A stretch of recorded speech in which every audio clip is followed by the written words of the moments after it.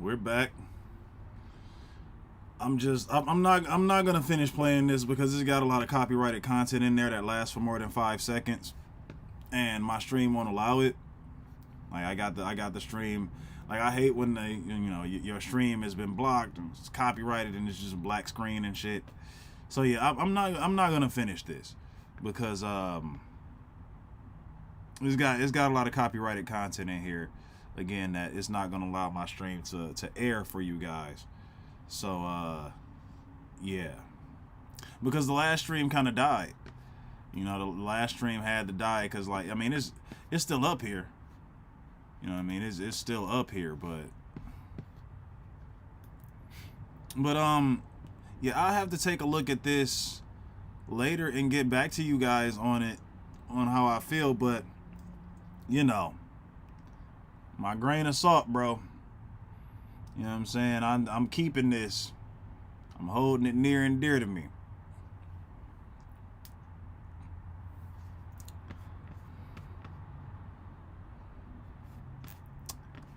Let's see.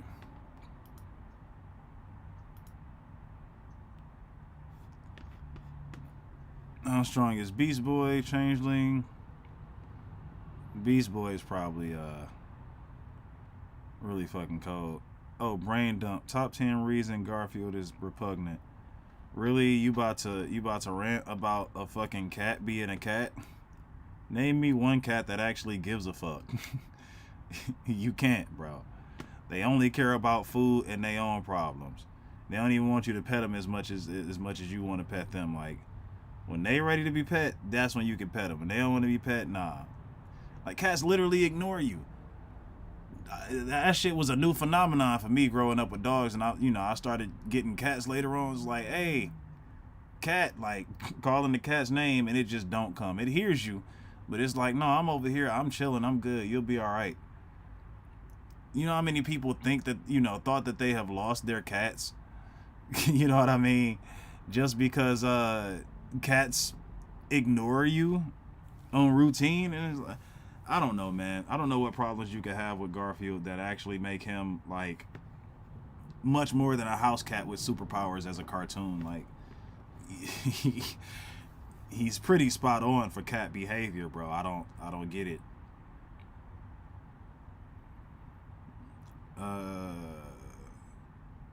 Yeah, and Chris Pratt's gonna be Garfield.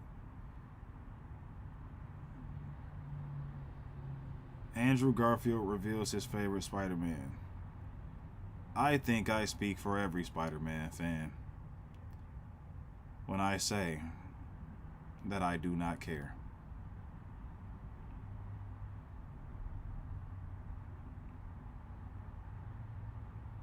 How Shang-Chi should have ended. Nah, I'm good. I don't really care about Shang-Chi like that. My boy Young Ripper is on. I would watch him if it was about like comics, but I have a feeling that because like mostly he's been like basically attacking false narratives and shit like that. Yeah, Rittenhouse and all that stuff. It's like, yeah, I don't care about that. I genuinely do not care. Whatever happens, happens. I don't care.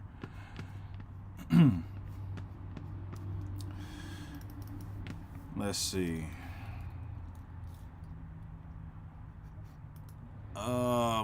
Let's look at how powerful Sans is then, right? Since we on a power kick and I'm finally not the one who has to do the damn work. The deepest overpowered character ever, Sans from Undertale.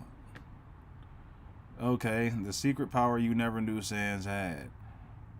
Game theory, Sans secret identity. Matt Pat, get the fuck out of my face.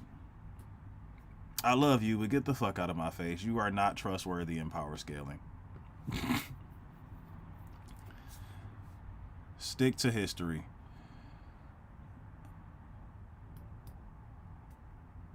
I'm not losing my city to the delusions of some second-rate king. What the fuck is a second-rate king? You know what? Whatever.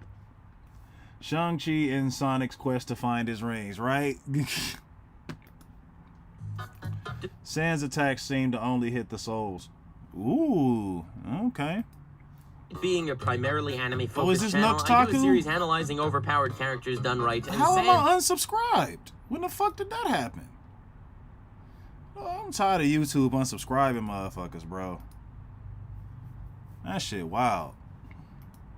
Undertale fits that description and then some. Being from a video game that gets way too much hate for a toxic, I hate that word, fan base, despite being one of the greatest video games, Sure. greatest stories, and greatest philosophical and psychological narratives of all time. Even though, obviously, this video will have spoilers, and I therefore don't usually warn you for my analyses, in Undertale, spoilers really matter. So definitely pick up the game for $10 on Steam, do a playthrough, it'll only take like 6 hours, and you can consider this part 2 of my 100,000 subscriber special. Part 1 wasn't for the views, but it was for you guys, and part 2 isn't for the views, but it's for me. This is a passion project. If you enjoy and want more, then hey, sure thing. But Sans is my all-time favorite character from any story, and the ultimate candidate for this series analyzing overpowered characters done right. Thanks for the support, fanbase. Let's do this.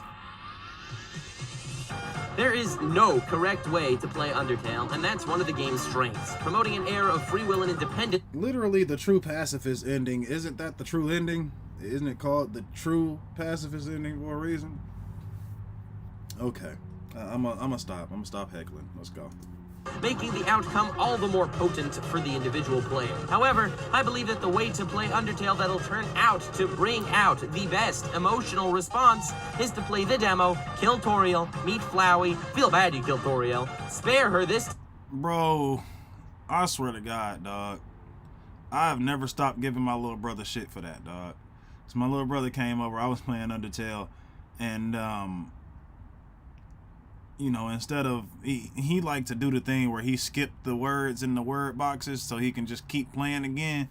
Dude killed Toriel, and like I noticed that she wasn't attacking no more after a certain point, right? And I'm like, bro, like he's like, oh fuck that, and he skips and he kills her, and then later on, I find out that you can't get the true ending if Toriel is dead. And then I reset the fucking thing, right? I started a new game. I erased that game and started a new game. And then Flowey was up there like, yeah, I know what you did. You think you can reverse time, but you can't reverse your actions. I know what the fuck you did. You killed Toriel. I'm like, dog, wait, what? And then I called my friends up. I'm like, bro, if Flowey remembers that I killed Toriel, can I still get the true pacifist ending? And from what I was told, it was still a no. So I'm like, bro, I can't even restart a game because you killed. I was like, bro, this. Man, I gave him heat for that. Meet Flowey again. He remembers you reset to save her, and now you feel bad for all the froggets you've killed in the ruins, so you do a total reset of the game, this time sparing everything. Go through it as a pacifist run, cry at the end because the end is amazing, then a genocide for your curiosity, cry at the end because the end was amazing, sell your soul to do another pacifist run to fix everything, and then you realize it's impossible and cry at the end again because it's amazing. Okay? That's how I'll be breaking down the genius of Santa's character by that chronology. Last chance for a spoiler warning. Seriously, fanbase, despite the hate for this fandom, this is a pretty amazing game. This is my original character. He can shoot fire and star beams and rainbows, and he's a demon who controls time, and he's gonna kick your ass if you keep making fun of me online. Hey, you have been warned. Time to cast Sans in a potentially different light than you've ever seen him. But subconscious... Nux doesn't explain Sans' power level. Okay, so y'all know this one already? I remember when I was doing the true pacifist route perfectly, and then I forgot to pour water on Undyne. I don't even know what that mean, bro. Apparently you messed it up, huh? Okay, so he doesn't explain his power level in this one, y'all. Okay.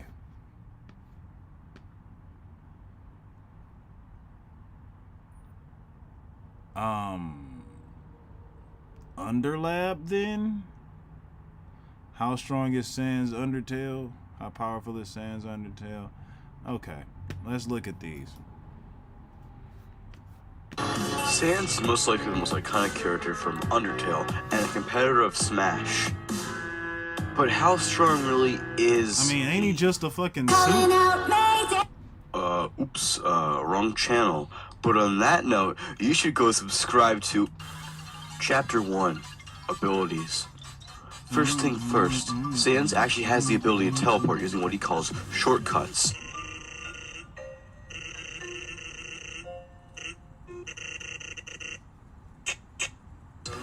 Sans possesses telekinesis, bone attacks, and an attack called a Gaster Blaster. He is also known to play the trombone and has a history of science. Although Sans is clearly very powerful and maybe the most powerful boss in the game, he only has 1 point of health. Chapter 2, Personality. Normally Sans is a laid-back, lazy hot dog salesman with a love for bad bone puns. However, once you begin the genocide route, things start to change. In reality, Sans is aware that his world is just a game. Sans hates humans and wants nothing more than to protect his brother and for the timeline to stop resetting. Sans reveals that he hasn't killed the player only because he made a promise to Toriel to protect any humans that fell to the underground. But once they complete the genocide route up until that point, he is forced to break his promise. Chapter 3, Awareness. Sans, as I said before, is completely aware his world is but a video game. He makes several references to this throughout the game, such as, Sans calls you a dirty hacker if you complete the impossible ending.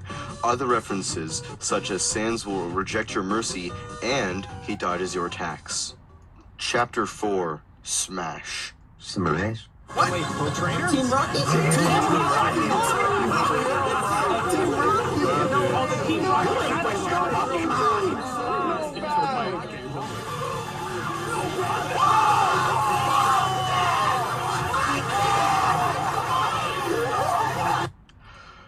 Sans in Smash was originally a meme that Nintendo and Toby Fox made a reality. For some reason, Sans is just a reskin of the Meat Gunner.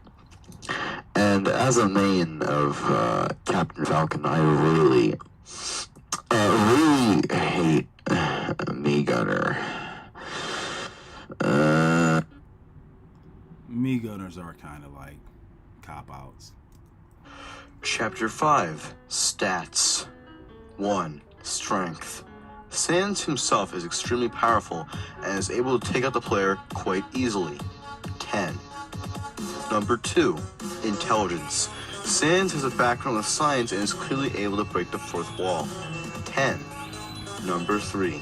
Speed. Sans is extremely fast and is able to dodge the player's attacks, and in turn his attacks are hard to dodge, but I he don't does know, eventually bro. get tired. I haven't and played then Five Nights at killed. Freddy's. 9. Number 4. Endurance. Sans was able to last a very long time during the fight.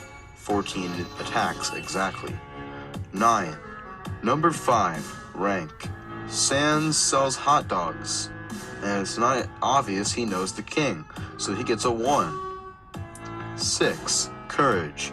Sans is very courageous. He fights the player again and again, risking failure, but he does whatever he can to stop the player from reaching the end of the game.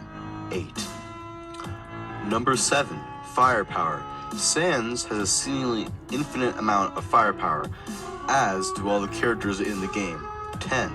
Number 8. Skill. Sans is indeed very skilled at what he does, but this is mostly due to the power of his attack.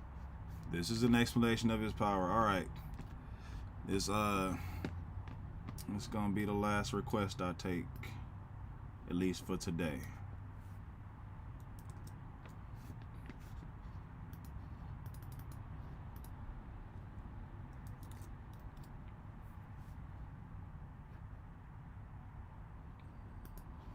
Video isn't available anymore.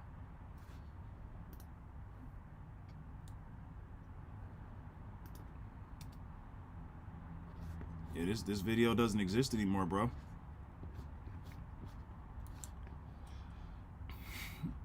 Well,